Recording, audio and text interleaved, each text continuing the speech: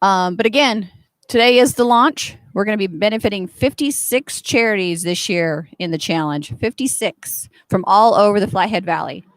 And our launch, our Great Fish Match Fund is starting out with $200,000 in it, and people can give straight to the match.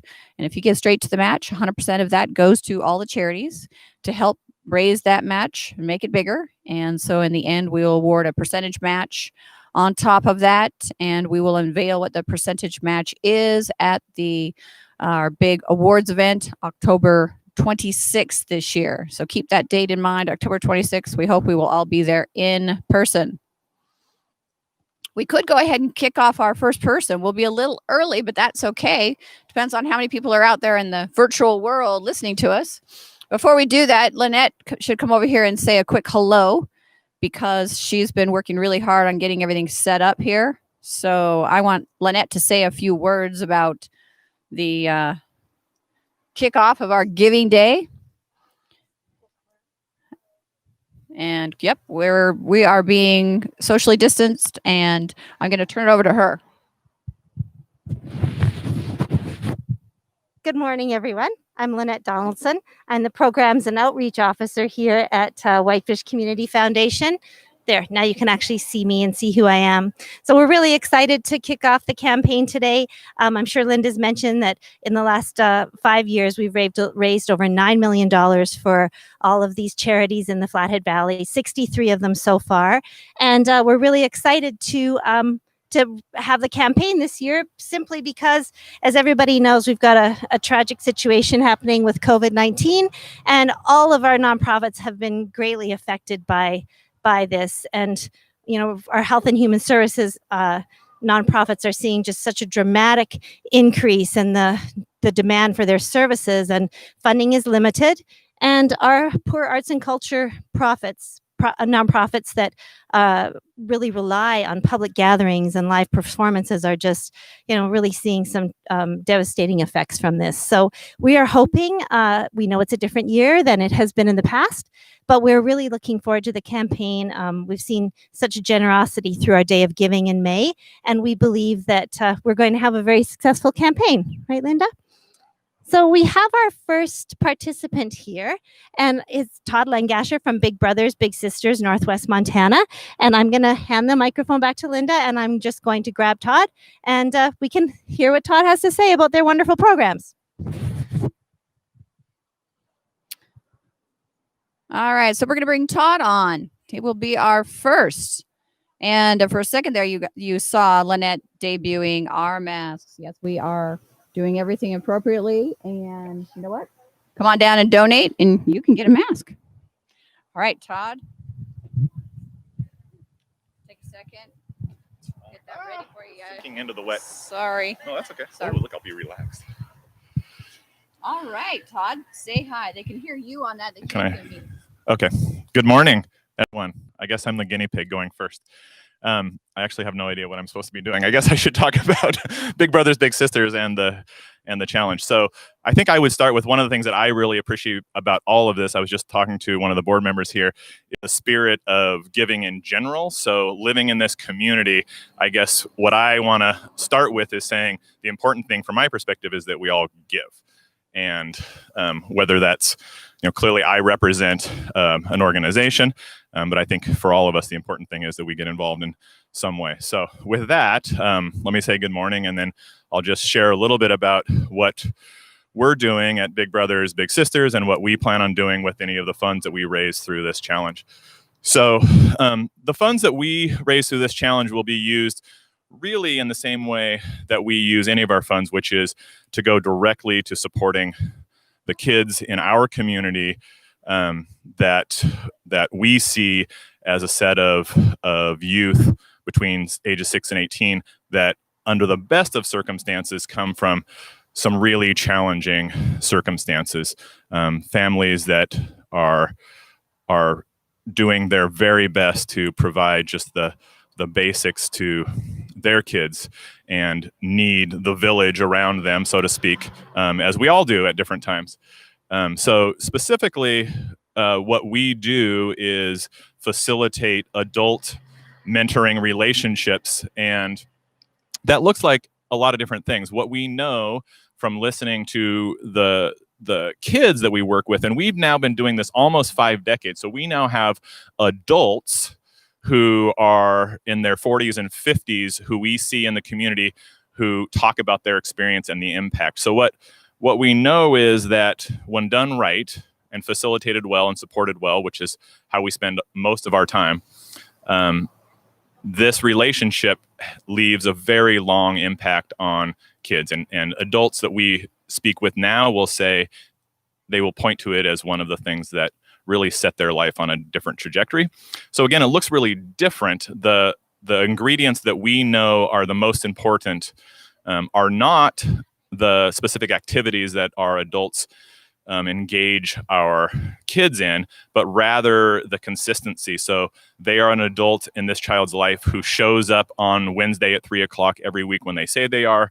The kids talk about the most basic elements of using kind words, of being there when they say they're going to be there, of listening carefully. And these are all the things that during any time the kids that we work with are starved for. And of course, we are not living in normal times now. And I think many of us appreciate that any of the divides, any of the challenges that existed for any of us have only been exacerbated under the circumstances of the last 6 months. So we know that domestic violence is on the rise. We know that more people living with more stress are under the same roof more of the time. And there certainly are some advantages to that for a lot of us. I think for a lot of the families we work with, it is stretching them when they were already close to the breaking point, is stretching them beyond the breaking point. So for the kids that are stuck at home or are not able to get out in all of the healthy ways we would want them to under normal circumstances, we have been working really hard to have our adult mentors find creative ways to connect with the kids even more than they had been in the past, because they really are starved for any social interaction, and they're starved for kindness and care.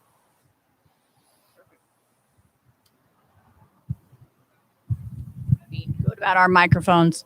All right, that was perfect. Perfect, Todd. Thank you. And that really does hit it right on the head. COVID has exacerbated exactly this circumstance, and now more than ever, the services of Big Brothers and Big Sisters is needed. And again, not only needed, but then we're trying to deal with really the cutbacks that may or may not come our direction. And so the Great Fish Community Challenge is more important than ever to our nonprofits right now, to make sure that going forward throughout the end of the year and into next year, they have the funds available to operate. And so your help is definitely needed when it comes to supporting our nonprofits now more than ever. So now we get to introduce Paul Travis with Flathead Land Trust. Paul's going to talk about what's happening in the conservation life of Flathead Land Trust. Paul. Oh, there. Thanks, Linda. I really appreciate it. Beautiful day today. Yeah, Flathead Land Trust, there's a lot going on in the conservation world, believe it or not. We haven't seen any slowdown with our conservation programs, which is great news. In fact, we're busier than we've ever been that way. Certainly there's, in-person events and things like that we've had to cancel this year, unfortunately, but to keep everyone safe, that's an important thing. But the good news is it's not affecting conservation and folks around the Flathead Valley that want to do conservation with us. So that's great news. We have some significant projects going on that involve public access this year, which we haven't done a lot of before in the past, including a big one on Flathead Lake near Summers, which we hope will be a new state park. It's called Summers Beach. And we're working on that with the landowners and with the state of Montana, Fish, Wildlife, and Parks. And then there's another really big one that will involve public access near the town of Columbia Falls, which I can't announce quite yet, but the middle of August, we're going to be announcing that project. We'll make a big deal out of it because it is going to be a very significant conservation project. That's true. And that's exactly what is also happening to a lot of our nonprofits. And as we've kind of passed this back and forth, I want to make sure you can see Paul. Yeah. as well. We're making the best of our situation. We're keeping everything outside. But the events that are being canceled, it makes it very hard for us to get in touch with our donors and the public and get that awareness to you of what we're doing. And so, because of that canceled event and the lack of fundraising potential in that way, this is just another reason the Great Fish is so important to our nonprofits this year. So anything you can do to make sure that you're getting involved, no gift is too small. We're happy to help you here at the Community Foundation with any questions that you have when it comes to giving, the official donation forms and all. So please don't hesitate to give us a call. Come on down today to the donation booth and donate. And again, have those extra donations on top of your gifts, which will be throughout the morning. We've even received some donations already, so we'll start doing some drawings and we'll announce those over our YouTube live as well. Paul, do you want to say anything else? Any more information?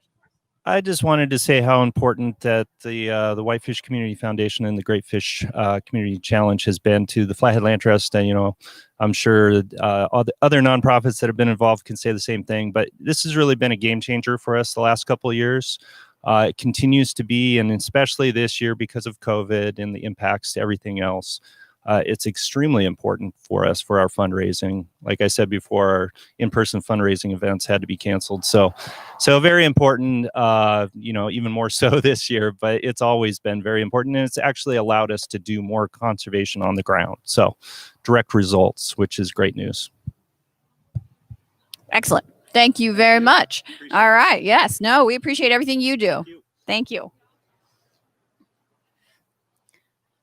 All right, so we're going to have a few more. We're also going to eventually debut the special t-shirt. I'm not going to show you everything that the t-shirt is this year, but it's really, really fun. And our winner of the incentive grant for designing the t-shirt will be with us shortly. And so we'll award the $500 winning grant to the nonprofit that's recipient has chosen. And you'll see that live here on YouTube shortly. And I'd love to be able to give a shout out to our crew over there working hard and everybody getting ready. Let me see if Lynnette can get them lined up. Hey, Lynnette. Get everybody lined up, and I'm going to do a shout out to all you guys. Okay, we can line you up.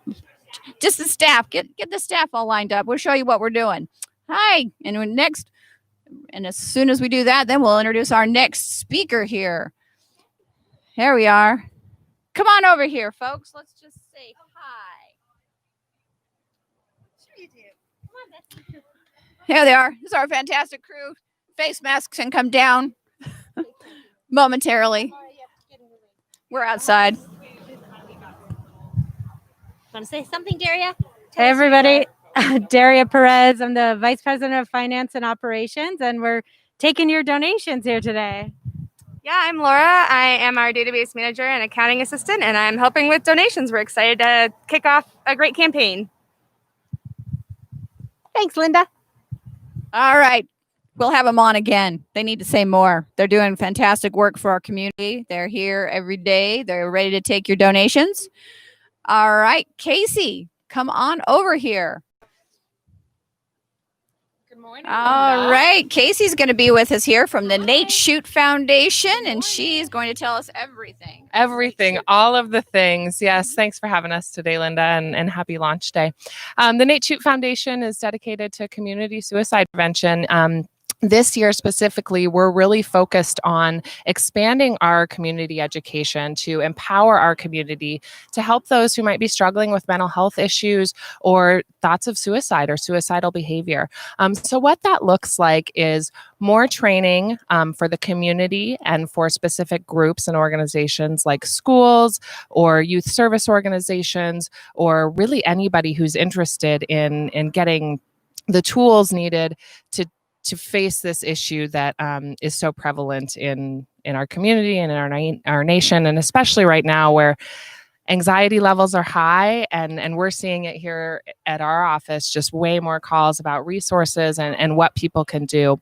The other thing we're really excited about doing this year, Linda, is rolling out a consultation program where we will come and work with your organization or workplace to develop a full plan for you to deal with employees or staff members or participants of your organization that might be struggling. So helping with policy development, what it looks like when you see different levels of risk in your organization, because that's really what we're getting asked from the community. Is I had a call just yesterday. Hey, we've got this kid who we're worried about. We don't know what to do. And we give them some tools, but we also say, hey, let's come in and let's train your staff and let's get you guys a plan so that next time this comes up, you're prepared. It happens all the time in suicide prevention that we react. And so we're really trying to help our community be more competent, be more suicide aware by being proactive and being ready to face these issues from a true prevention standpoint. Yeah. We're really grateful, especially this year, for programs like the Great Fish, because all of our programs and services are offered at no cost to the community. So while our programs were intensely interrupted by COVID, thankful, thanks to our donors, we didn't lose any funding streams this year because of that. So that was really nice. We're chugging right along. But again, the demand for services is increasing with us. So yeah. And, just a big thank you to all of you watching and all of our donors and supporters and the Community Foundation, the Circle of Giving, all the challengers, everything that you do for all of us. The other thing we want to do this year in an effort to get that program rolling of helping a more suicide aware community be built is we want to challenge all of the other 55 nonprofits participating in the Great Fish organization or the Great Fish Challenge to contact us and see how we can help their organization become leaders on the forefront of prioritizing how we care for mental health and suicide in our community. Yeah, we're excited. We've got new staff. I've got lots of help. They're wonderful. It's been amazing. It's really fantastic. Yeah. Thank you for having us. I hope it's a successful first day and challenge. I hope so too. We've got a whole lineup today, but again, each one is so individual, and to hear from you and to hear what you're doing and how vital it is. Again, it's everything. It just seems to be exacerbated when it comes to the services that are in need right now because of COVID. And we hope this is going to be shorter lived than it seems to be at the moment. But again, right now, sure, we're doing fantastic. We've had people step up to the plate and give this year, and that's critical. And these dollars need to roll these nonprofits through the end of the year and into next year so that they can keep their budget strong, so that you can keep the staff. Absolutely. The staff that you've got is critical. Yeah. And I think specifically for us and in the field of mental health in general, the impacts we're going to see of COVID and the isolation and the traumatic instances regarding job loss and financial insecurity and family conflict and all of those things, we're going to see that carry out for much, much longer than, past a vaccine, past kind of a return to normal. So it is incredibly important for us that we're responsive and ready to go to help people. Yeah. Right. That is something that we don't think about. We're hearing a lot on the news about, trying to extend, benefits for people who have lost their jobs, and they're stressed about, making their payments on things. We're stressed right now about seeing kids go back to school, and should they go back to school, and if they go back to school, what's going to happen? We're stressed because of our elderly right now, and all that plays into the mental health. And a lot of times we don't think about that, but really, it's amazing to me that how much right now it does affect. You can't say anyone is not affected by what it does in our mental state. We just want, we so want normalcy to come back. And unfortunately it's not. And so we need to be cognizant of that with everybody they're working with too. Yeah. So it's a universal experience. Yes, right now, it is. Which is good, because hopefully we can have more empathy and compassion for each other because we understand it. True. Really true. All right. Well, thanks, Casey Howard and Chute Foundation. And yes. Thanks so much. Bye. Thank you. All right. And let's see now. Who's next up? Oh, we're going to get the big chief here. We're not getting Lori Curtis. All right. We have our leader here from the Whitefish Lake Institute. There you go. Start your introductions, please. Good morning, Linda. Thank you for having me. And I want to send out a thanks to you and your staff for putting on this event. It's a great boost to the Whitefish Lake Institute and nonprofits in Whitefish. So we're excited to be involved again this year. It's actually our 15th year anniversary. So it's kind of a crummy year to have a celebration, but we're pretty proud of what we've accomplished through the years and what we've done to protect water quality in Whitefish and for the broader community interface. And so, yeah, we have three key programming areas: science, education, and aquatic resource initiatives. So we're out there with our science program, month after month, year after year, collecting water quality data. And it's kind of boring, when you think you just have to doggedly collect this data over time to get any trend analysis and to figure out what's going on with our aquatic resources. So we do that in order for that data to be conveyed to the community and to decision makers so that they can make an informed decision.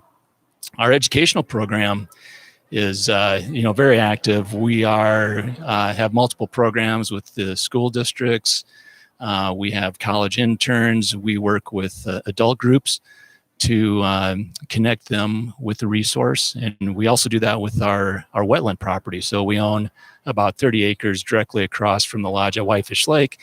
And in 2013, we opened a public interpretive nature trail there. So it's a great venue for school groups to come, and we walk them through different interpretive stations. And it's actually a really good respite for community members to go. It's a nice flat trail. It's, stroller friendly, and it's a nice place to go kind of interface with nature if you have, just a little time over lunch or in the evening, that type of thing. So, and then we're very actively engaged in different aquatic resource initiatives. So one of them going on right now in particular is our fight against aquatic invasive species. So things like zebra mussels, Eurasian water milfoil, these are huge concerns if we're to get them in Whitefish Lake. I mean, they're game changers in terms of affecting water quality and also our local economy. So, of course, the Whitefish Community Foundation has been a big supporter of that program. Monies through the Great Fish support that. We also work on other long-term issues like septic leachate, which is a very complex, not only scientific water quality issue, but it's a social issue. So we've worked on that for years now, and we're going to continue working on that to promote effective change and solutions that are well-reasoned and allow us to improve water quality with a minimal impact, if you will, to people and their pocketbooks and that type of thing. So between science education and aquatic resource initiatives, we're busy. We're a small staff of 3. And so just like the Whitefish Community Foundation, we're very passionate about what we do, and we're dedicated. So yeah, I'm excited that we're still here 15 years later, and it's largely to the generosity of this community and the support of the Whitefish Community Foundation, and we're looking forward to the next 15. So, yeah. All right, Mike Kopel. Thank you very much. Mike Kopel actually is the founder of the Whitefish Lake Institute. So in case you did not know that, that's a very good fact to know. But I bet, when he started it, he probably didn't really think how critical it was going to be. Or maybe he did, because in today's day and age and what we're dealing with the invasive species, and this year especially, the number of boats and watercraft, not just boats, but all kinds of watercraft that you see coming through this town, and trying to keep up with that. And the fact that our water source is coming out of that lake as well. It's not, it's not just for recreation. It does come down to our water, and it's critical. So it's amazing that you've been there all this time to monitor it. What would have happened if you had not started that organization and been there monitoring it, and for all those years? Well, I think Whitefish Lake would have been left without a voice. I think there would have been some cursory investigations looking at water quality, kind of punctuated in time, but the Whitefish Lake Institute offers this consistent long-term trend monitoring. So we basically have a fingerprint of the water quality for all the local streams in Whitefish Lake. And so that can be communicated. And one thing about water quality, it takes a long time to get this data and say anything about it. It's not just one water quality sample. You have to do it over time. And so it's that long-term approach. And that's where we ask people to support us to have vision for water quality, because it is a long-term investment. And one thing I'm excited about is we're coming out with an economic study of Whitefish Lake in partnership with the Flathead Lake Biological Station. And the preliminary draft shows, the data shows that the economic impact, the shoreline property values, and even those property values set back from the lake are really benefited from having the lake there. And it's even more punctuated on Whitefish Lake than even Flathead Lake. And so I think that report's coming out in a couple months, and I think that'll be very telling in terms of how the lake and its quality drives our economic base. So property values, our local tax base, it's all intertwined, right? We can't have water quality without community support. And at the same time, you know, that water quality is driving the economic base here in Whitefish, or is a very significant factor. So, but yeah, we started 15 years ago. We started with a desk and a phone and myself, and I volunteered my own time for a year and a half, 2 years, unpaid, to get the organization going. And so now 15 years later, to see where we are and what we're accomplishing in the community is kind of neat. So. It's fantastic what you do. Thank you. Thank you very much, Mike, and Whitefish Lake Institute. All you do. All right. Good luck with the great fish.